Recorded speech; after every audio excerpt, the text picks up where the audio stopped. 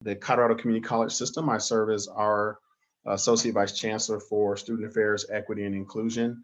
And contrary to what the Wall Street Journal says, for those of us who have our PhDs and EDDs, you are doctors, and community college rocks.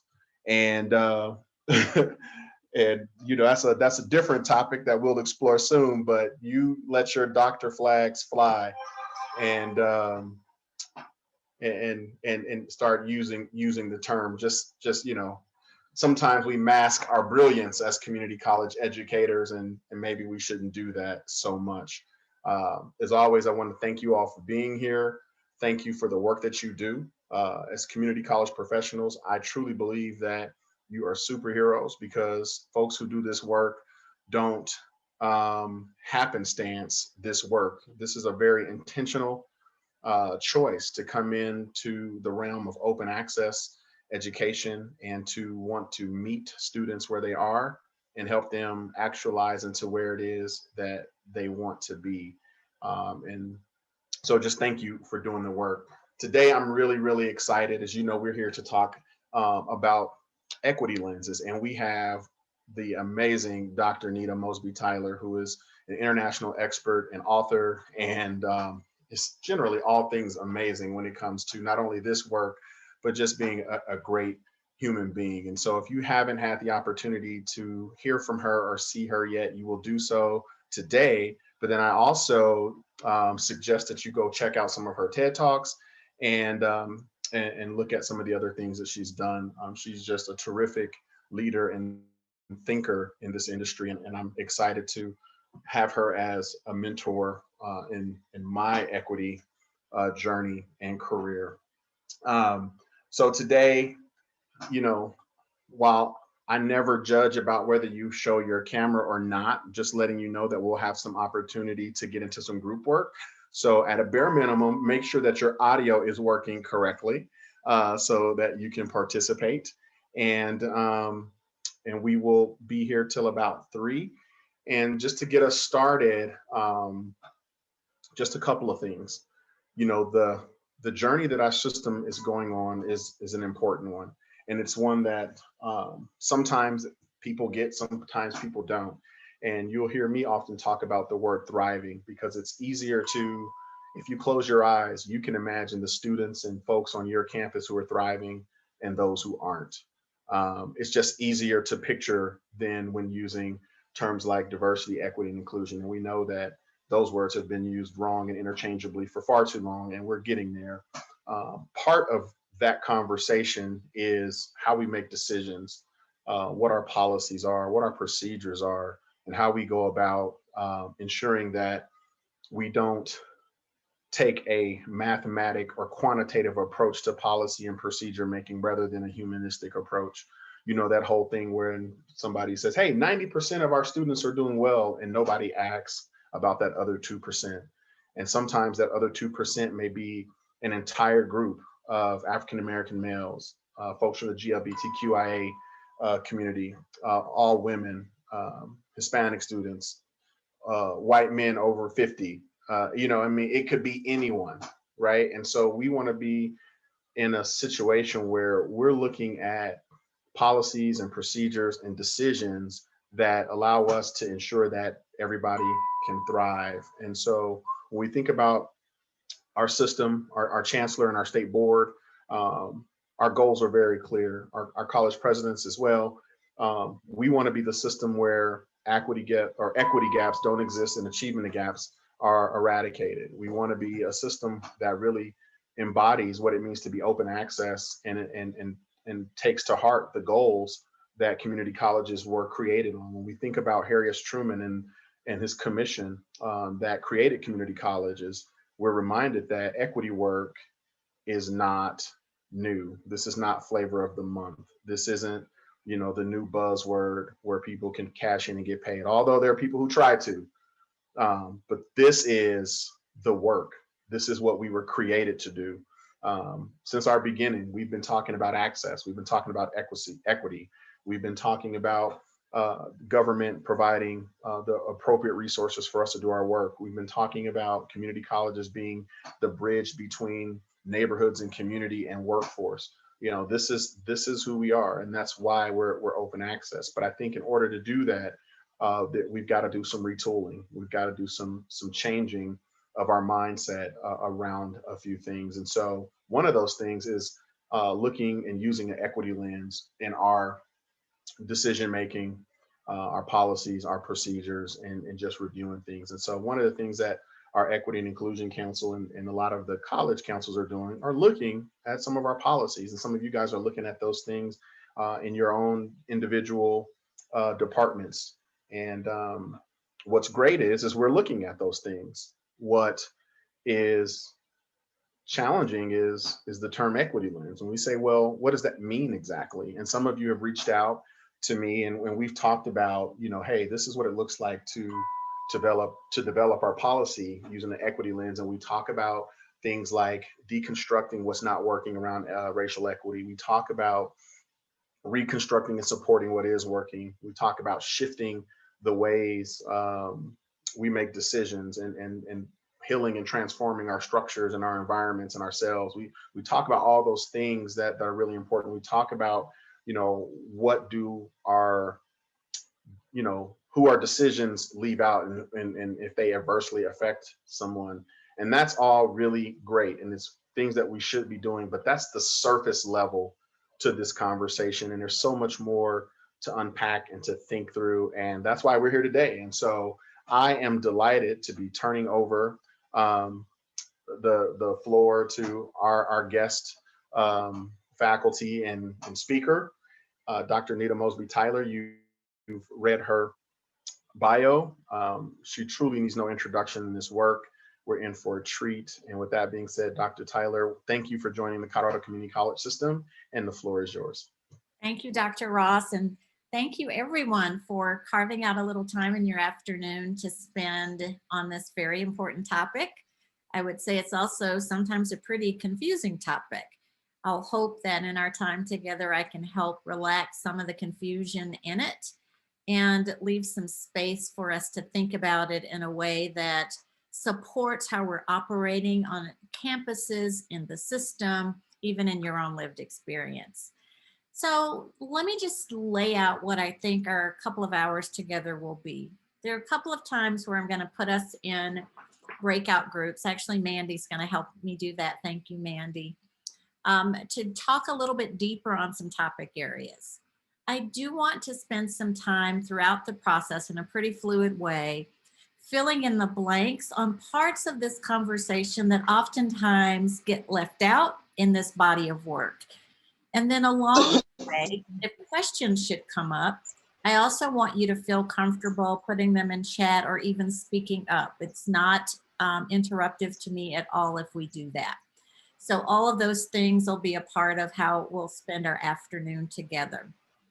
So before we get going and before I share a screen, I want to do something that I think is really important. I actually think we're remiss if we bypass it. And that is a little bit of a check-in with you. Now, I know we've got 150 or more people joining us. So we don't have time to go to every person, but I do want to check in this way. I want you to ponder on this question with me.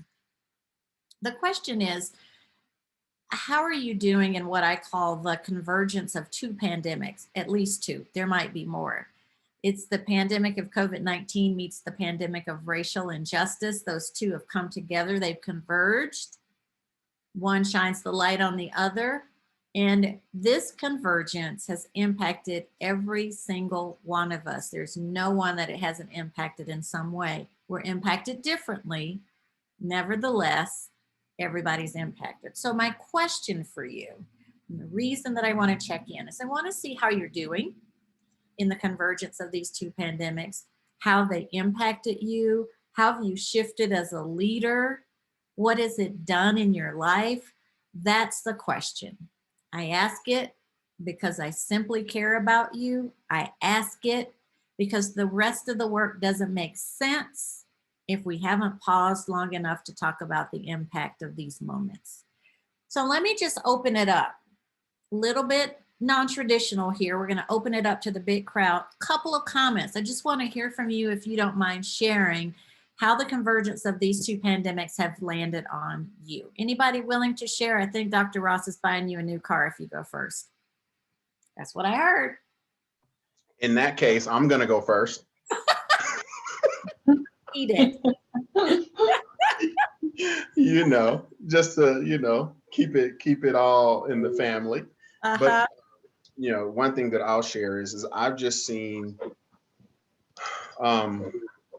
actually a tremendous amount of people just admitting to their ignorance and wanting to do more about it.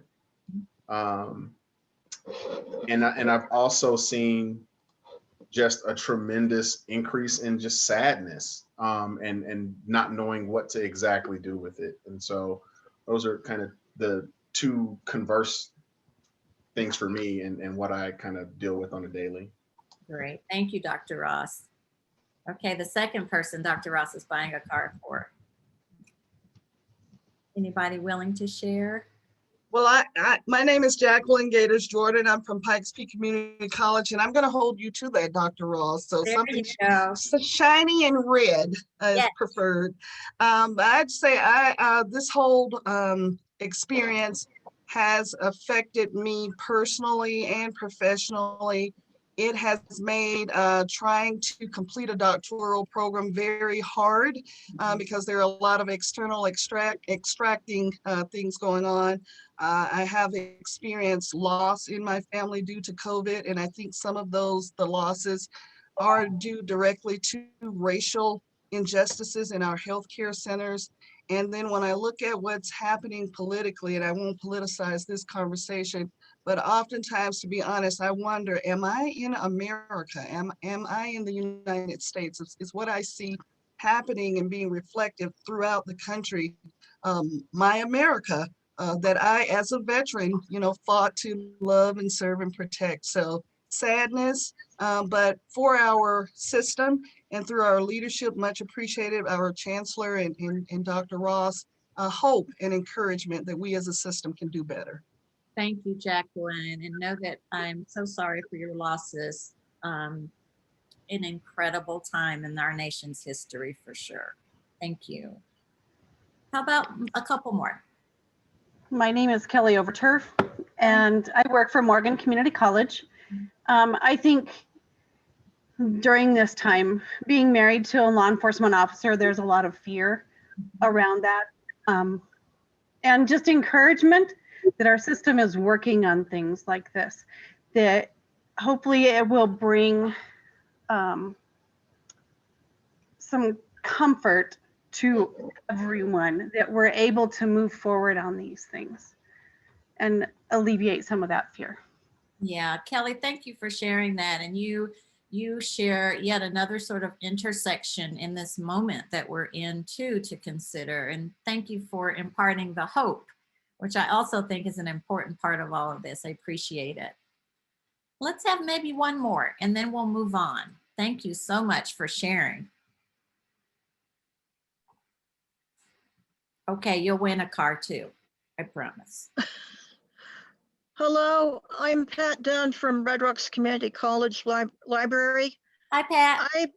I just feel ashamed and betrayed and angry because the America we thought we were living in, I'm a boomer, it just wasn't what we thought.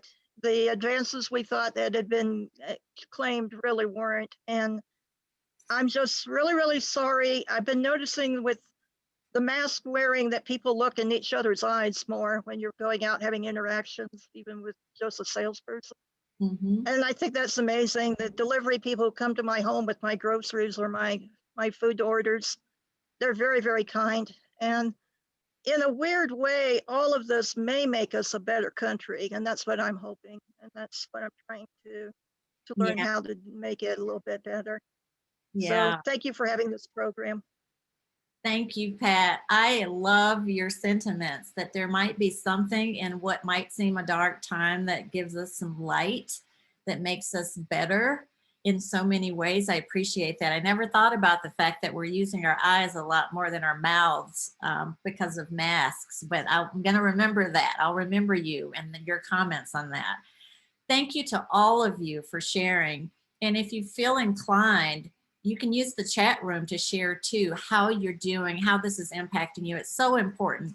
What you just heard is what the beginnings of a racial equity lens call for. That's the starting point. What you just did is the starting point, because what you heard your colleagues say is the beginning of their framework for how they're seeing the world.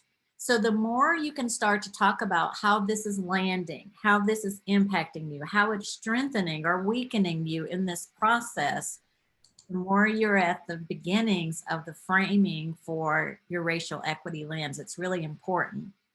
I'm going to share a screen because I also think one of the things that's really important for us to talk about is what this moment actually is. It's got a name. You heard lots of feelings, experiences, and emotions, and those are important. But the thing that we are in right now is something called grief. And each one of us is in a different part of the grief cycle. And you know it's called grief because the moment we're in is about loss in some way. In many ways, the world as we once knew it even 11 months ago is forever changed. We'll never go back to exactly the way we were. We'll be in something different. Whatever that is, though, it's called loss. There's a particular kind of loss I want you to know about, though. It's called an anticipatory grief. And we are in anticipatory grief anytime we're in uncertainty. We get this feeling about the future because we don't actually know what the future is going to bring. That's what anticipatory grief is. It's where your mind goes to the future, but it imagines the worst. It goes to the future, but it imagines the worst. Now, let's give it some context. In particular, I want you to think about students at colleges, first-gen students, students of color, students from rural communities that are the first to maybe even go to college. I want you to think about what anticipatory grief does to people that aren't you, that already have barriers in place when they look into their futures and they can only imagine the worst. It really changes who we all are as leaders, which is why I wanted you to explore the impact of all of this on you. It makes us have to step up our game on what we do to support those we serve. It makes us have to step up our game on what we need to do in our own families and our friendships around helping people see light even when the time feels dark. So I wanted you to know that anticipatory grief is present, and grief itself is present in all of us. So let's explore this a little bit. So I thought I would just spend a couple of minutes as we get to talking about what a racial equity lens is and is not, what they look like, what you might want to think about. I want to give you some more context. I want you to go fully loaded into developing racial equity lenses with some perspectives about what's going on around you. So we talked about grief and the impact that we're having, but there are also some observations that I'm making across the globe. I got to tell you, one of the best things about living in this virtual reality is I get to travel the globe in my pajama bottoms, and I can be home for dinner. You just get to reach more people. So I've been traveling the globe a lot, but there are some things that I see no matter where I go that are pretty common. And I wanted to share them with you because I want you to see if these are any things that you might be identifying with. I don't want you to feel alone in what you might be experiencing or feeling in this moment. So this is my favorite slide in the world. Here's one thing that's happening everywhere I go. This phenomenon's happening. It is this, sure, we're all in the same boat. But what's happening in your part of the boat is not what's happening in my part of the boat, and I'm perfectly fine with that. This is a phenomenon that's pretty common. it comes from us not really understanding that we probably have been in the same boat together the whole time. We've been operating from our own lived experiences, depending on where you sit in the boat. So I'm going to share this image with you because I want you to keep this in the back of your mind as a consciousness. I want you to think about, just like with the racial equity lens, where are you sitting when you're making decisions? Where are you sitting when you create new curriculum, a new process, a new policy? Where are you sitting in this boat? And I want you to be thinking about how often you're making your decisions from where you sit.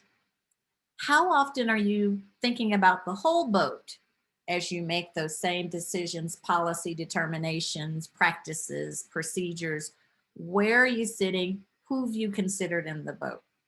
So that's a very important sort of consciousness slide that I want you to keep in the back of your mind as we go forward. Another thing I want to share with you, there's this phenomenon that's happening too, all over the place. It's called the recency effect. So the recency effect is this phenomenon that we tend to remember the things that get presented to us most recently more than we remember things that were presented a little earlier. So we might remember yesterday and what we learned yesterday, but we forget about last week and the week before and the week before. It's almost like you're living in an episode or a snapshot. And you know, today with all of the news cycles and every day there's a new thing for us to know about, it goes to show we would be in a recency effect. Now, I know you also know there's a problem with that. When we're living in a recency effect, we're making decisions based on what's in front of us without having the benefit of the whole storyline. So I do want you to know, as we talk about things like a racial equity lens, you can't just use today's information to create one. It's important, but you have to be able to tie what's happening today to what happened before. So with my children, I've got 3 young adult children. I always tell them, I want you to pay it forward, but I want you to play it backwards. Pay it forward, play it backwards. And my point there is, I want people to be able to tie the past stories to what's going on right now to make the story whole. That sets you up better for what you're planning for the future. We've got a lot of sort of revisionist, incomplete history that we operate from, just generally speaking in this country, and to be able to tie the storylines together will matter.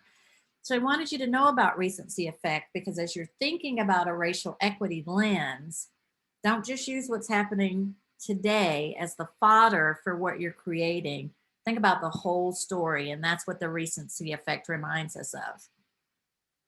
The other thing that I always share, Dr. Ross knows I always share this. This thing called diversity fatigue is a thing. It's a big thing. You either have it right now, you're going to have it, or you used to have it. It is a phenomenon that plagues all of us. So my question for you would be, what the heck is diversity fatigue? Has anybody ever heard of that would be willing to share what you think it means? I have diversity fatigue. Can anybody tell me? Even if you're guessing, it's fine. No penalty. No new car either, but no penalty. Anybody willing to tell me what you think it means to have diversity fatigue?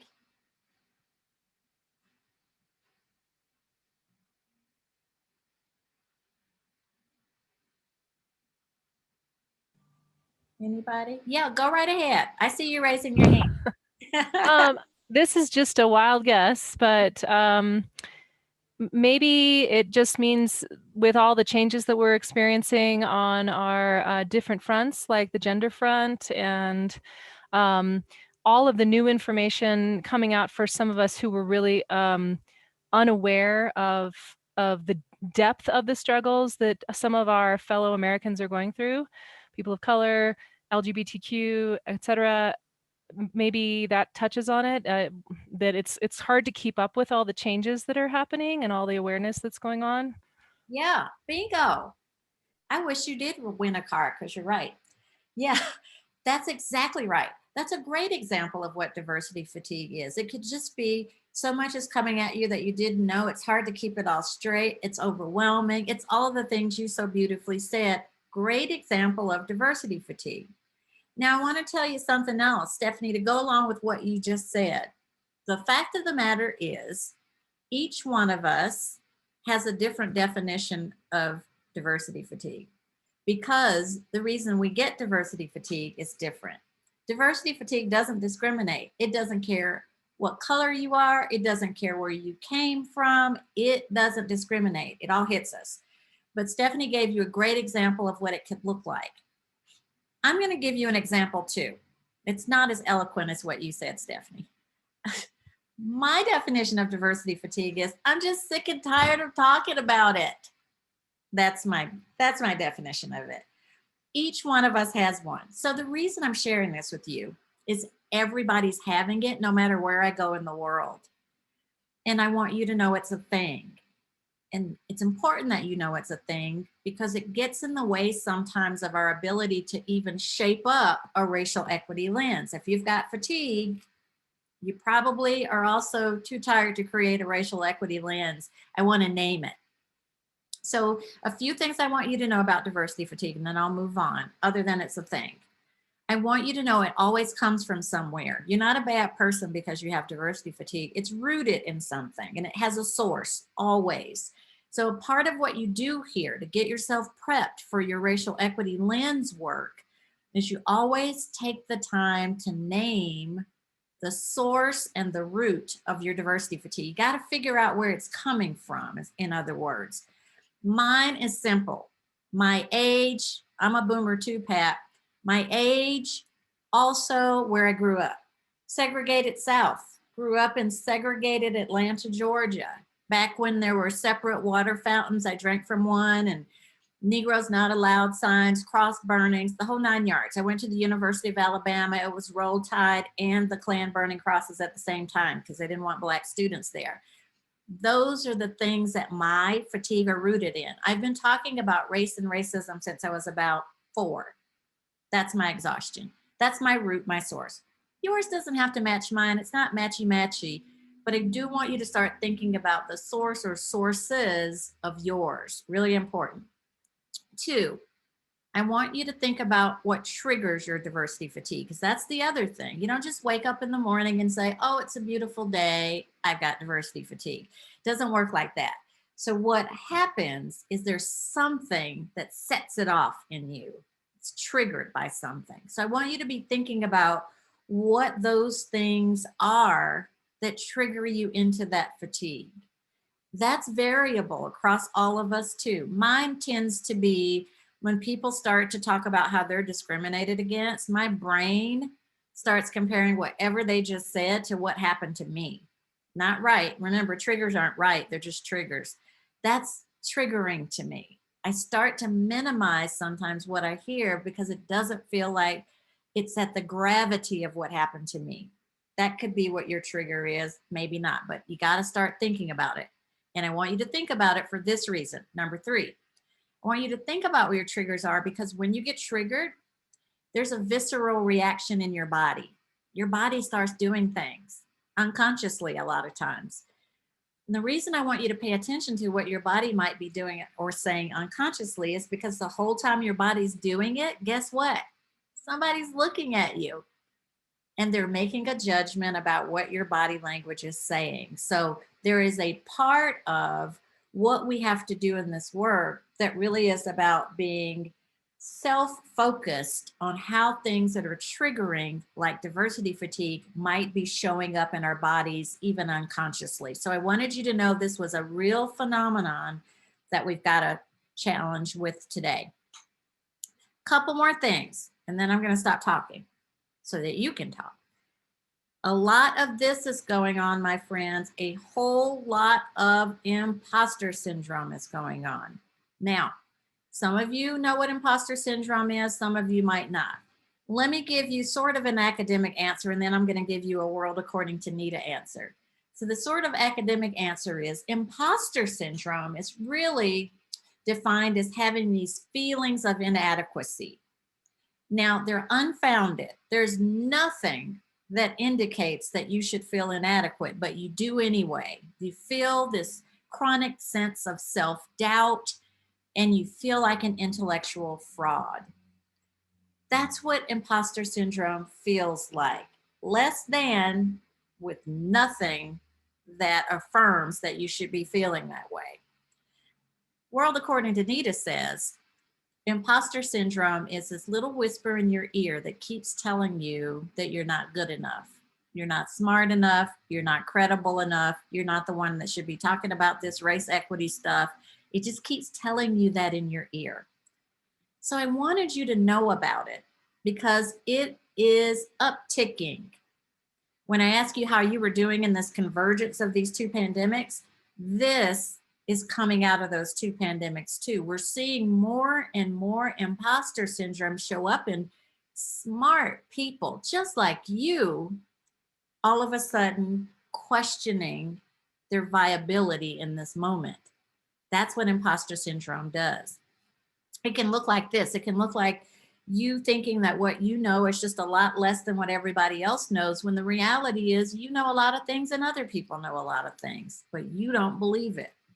Or when it comes to jobs, maybe you feel like what you are qualified for pales in comparison to what everybody else is qualified for. Everybody else is hyper qualified except little old you.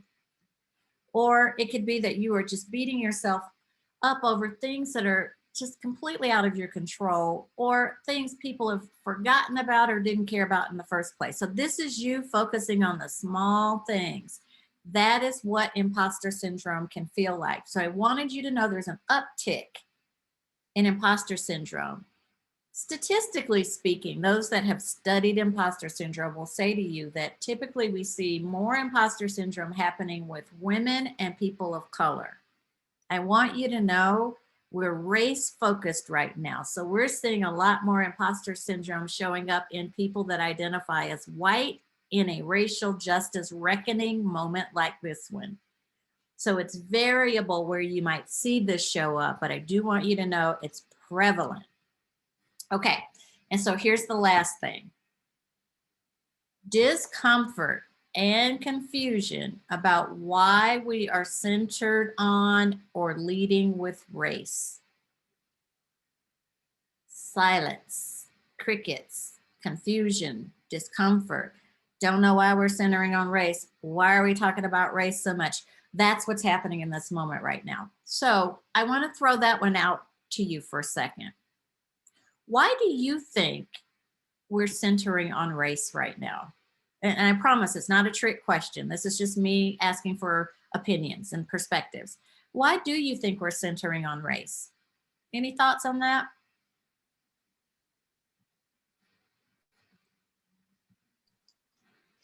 You can't fix the problem without identifying the problem. Yeah, I think that's right. I think you have to say it out loud. And it's interesting, Karen, was that you that said that? Yes, it was. Okay. So what's interesting about what you said and spot on is I think we've tried in history before not to say it out loud. Maybe just try to fix it, but not really say it out loud. This is one of those moments where we have to say out loud what's in front of us. Don't you think, Karen? Is that in keeping with what you were thinking? Yeah, thank you for that.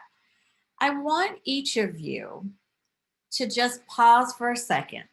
You don't have to say anything out loud. Karen took the pressure off of you. I want you to be thinking about your answer to the question. There are 166 of us on this call. We will likely have 166 different answers. Nothing wrong with that. What would be wrong is if you didn't have an answer at all. So I want you to have an answer. I've heard everything from what Karen said to it's because George Floyd was murdered, to Black Lives Matter, to, it's a spectrum of why people think we're centering on race. It's important for you to have an understanding for yourself why you think we're centering on race. If you haven't answered that question, it too makes it harder to actually develop a racial equity lens. You have to have a point of view in order to do that well. So I wanted you to hear that question so you can start to work on it. So here's the assignment. We're going to do probably 15 minutes. It won't be very long in a breakout. And this is what I want you to talk about in the breakout. I want you to talk about how you're seeing the things that I talked about show up.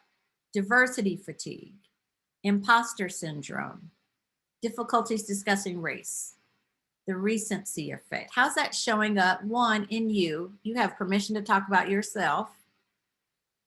At work, in your community, in your family, those you serve. I just want you to think about and talk about how those things are showing up. So explore that. And if you have some time in the groups, I think the groups are small enough where you'll be able to get through them. How do we mitigate some of this or heal some of this? It's going to be really hard for us to be on a racial justice or racial equity agenda with open sort of wounds that we're operating from on some of these areas. So I want you to start just talking about how it's showing up. For some of you, it may be the first time you've even had to identify some of this before. Like, I didn't know diversity fatigue was a thing, but I think I know what it looks like. Beautiful. That's how I want you to have the conversation. So 15 minutes we'll spend on just talking about this in your groups. Then we'll bring you back. We'll debrief a little bit, and then we'll go into how all of these things have something to do with how we actually develop a racial equity lens. Are there any questions before we send you off into cyberspace where you have to behave yourselves because I don't know where you're going to be? Any questions at all? Okay. All right. Mandy.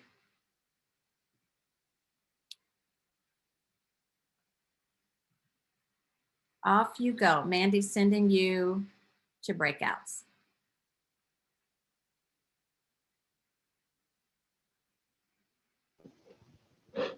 And I didn't know if you wanted to be in a room or if Ryan did. I won't go in a room. Okay. But I think Ryan's already gone. Okay. Yeah, so just don't join that. Okay.